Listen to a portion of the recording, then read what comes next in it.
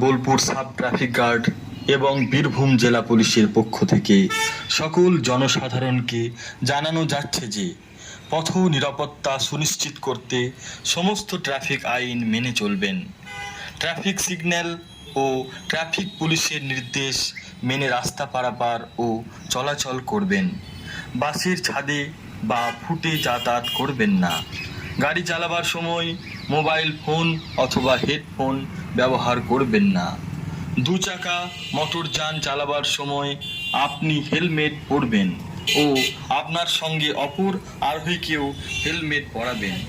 দুজনের অধিক বা তিনজন নিয়ে মোটর সাইকেল চালাবেন না। চার চাকা চালাবার সময় অবশ্য সিট বেল্ট ব্যবহার করুন। মদ্যপান করে গাড়ি চালাবেন না। গাড়িতে অতিরিক্ত মাল বহন করবেন না। যত্রতত্র গাড়ি পার্কিং করবেন না। মডিফাইড সাইলেন্সার ব্যবহার করবেন না।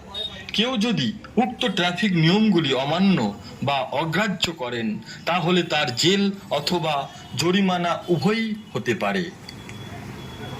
ট্রাফিক গার্ড এবং বীরভূম জেলা পুলিশের পক্ষ থেকে সকল জনসাধারণকে জানানো যাচ্ছে যে পথ নিরাপত্তা সুনিশ্চিত করতে সমস্ত ট্রাফিক আইন মেনে চলবেন।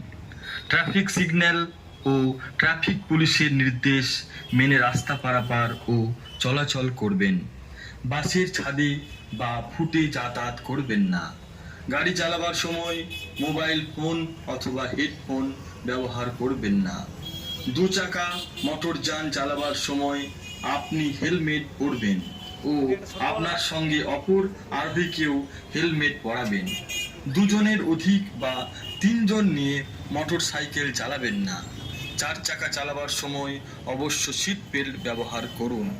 মদ্যপান করে গাড়ি চালাবেন না। গাড়িতে অতিরিক্ত মাল বহন করবেন না।